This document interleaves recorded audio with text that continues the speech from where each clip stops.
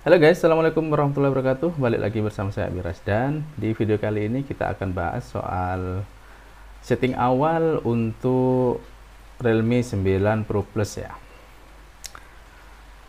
Informasi sebelumnya, untuk UI-nya ini sudah pakai UI versi terbaru Realme UI 3.0 ya.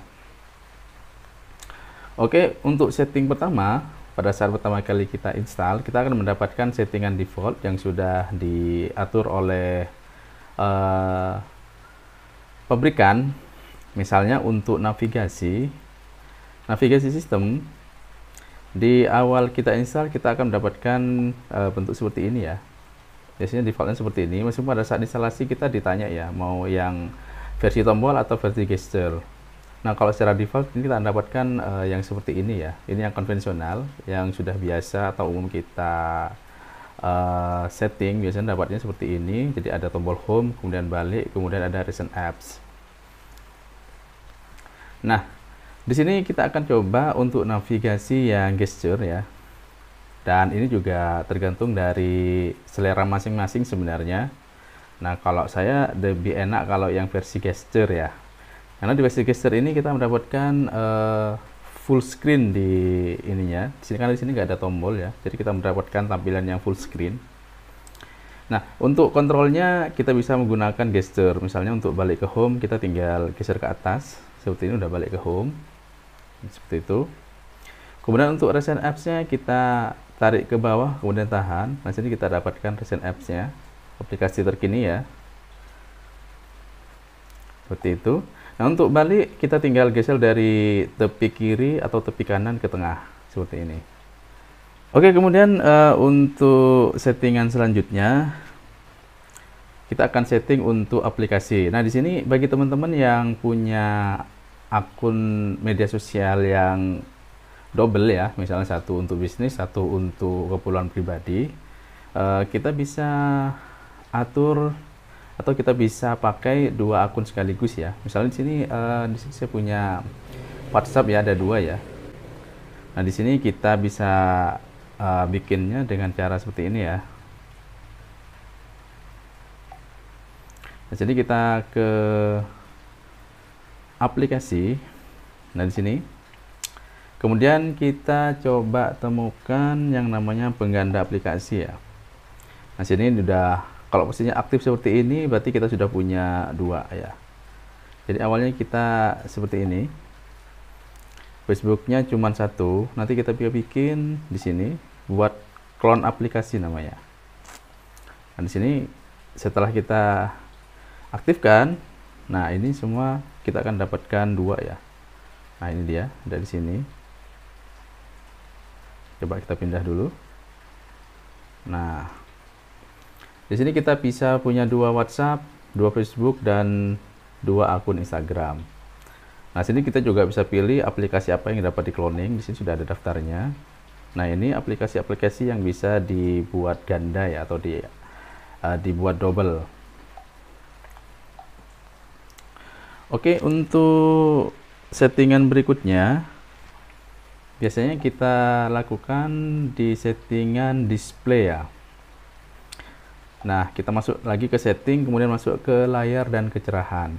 Di Realme 9 Pro Plus ini sudah didukung dengan refresh rate 90 Hz, tapi kita bisa mengatur penggunaannya di bagian tingkat penyegaran layar. Ini kita bisa pilih otomatis tinggi ini udah sesuai dengan refresh rate 90 Hz ya, tapi ini misalnya dalam rangka teman-teman mau menghemat baterai, itu bisa kita pilih standar ya, karena kalau untuk 90 Hz ini biasanya akan menguras energi baterai yang cukup boros sih. Kemudian untuk kita pilih otomatis, ini kita akan menyesuaikan dengan tingkat ini ya, tingkat kebutuhannya. Misalnya kita untuk scroll yang seperti ini, misalnya Instagram, ini akan lebih smooth ya kalau menggunakan 90 Hz. Settingan berikutnya yaitu settingan untuk personalisasi. Nah, di sini ada banyak fitur di sini. Yang pertama, ini fitur tampilan selalu aktif atau always on display ya. Nah, di fitur Always on Display ini kita bisa pilih, di sini ada macam-macam, bisa memakai tag seperti ini. Nah, ini teks nama kita bisa seperti ini. Nah, dia akan muncul seperti ini ya, Always on Display-nya. Atau kita bisa milih yang default dari pabrikan, bisa jam analog, atau bisa juga misalnya nih Miao ya, Realme Miao. Nah, coba kita lihat.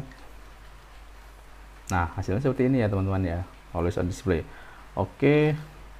Kemudian kita balik lagi ke mode setting. Di sini untuk personalisasi kita bisa setting untuk wallpaper, tema, kemudian untuk bilah control center ya. Di sini kita bisa pilih ikonnya seperti ini, bulat atau persegi.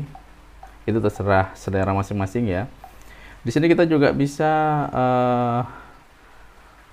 mengubah untuk tampilan fontnya, kemudian animasi jari-jari juga kita bisa rubah di sini ya. Misalnya kalau saya suka yang seperti ini. Ataupun untuk edge like seperti ini. Jadi kalau ada panggilan telepon ataupun notifikasi, ini bisa nyala seperti ini ya topinya ya.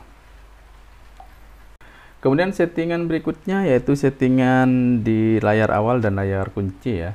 Di sini kita bisa masuk lagi ke setting. Kemudian kita pilih layar awal dan layar kunci. Di sini ada beberapa setting yang bisa kita aktifkan. Di sini misalnya layar kunci, di sini ada fitur angkat untuk membangunkan. Jadi ketika HP dalam posisi tidak aktif, ini akan pada saat kita angkat ini akan aktif sendiri ya. Kemudian di sini juga ada pilihan untuk ketuk 2 kali untuk membangunkan atau matikan. Nah, ini seperti ini, dalam posisi aktif kita bisa nonaktifkannya dengan ketuk 2 kali seperti ini. Untuk mengaktifkannya kembali kita bisa ketuk aja seperti ini. Nah, dia akan aktif kembali ya.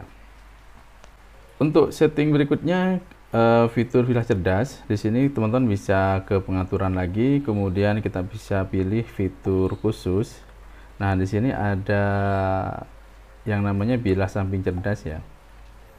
Nah, di sini teman-teman bisa aktifkan bilah samping cerdas, tinggal centang saja.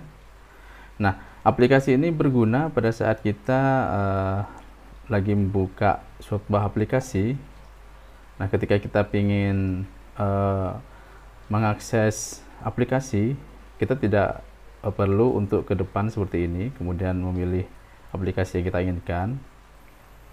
Kita bisa langsung mengaksesnya melalui bilah cerdas dari samping. Kita tinggal tarik seperti ini. Nah, di sini ada opsi aplikasi yang bisa teman-teman pilih untuk bisa diakses di bilah cerdas ini. Nah, itu fungsinya. Oke, kemudian di settingan berikutnya, teman-teman bisa balik lagi ke pengaturan, kemudian pengaturan sistem. Di sini ada bola bantuan. Ini fungsinya mirip di iPhone ya, assistive ball itu kalau di iPhone. Di sini kita bisa centang bola bantuan. Nah, di sini kita bisa atur-atur lagi ya untuk gesturnya, kemudian opacity-nya juga kita bisa atur. Nah, di sini hasilnya seperti ini nih. Nah ini mirip dengan fitur yang ada di iPhone ya. Sudah. Nah, seperti ini akan muncul aplikasi, misalnya di sini ada home, kemudian balik, kemudian copy paste, recent apps juga bisa. Nah, seperti itu. Oke, demikian saja video kita kali ini. Terima kasih sudah menonton sampai akhir. Silahkan like kalau suka dan dislike saja jika tidak suka, dan kita kembali di video berikutnya. Wassalamualaikum warahmatullahi wabarakatuh.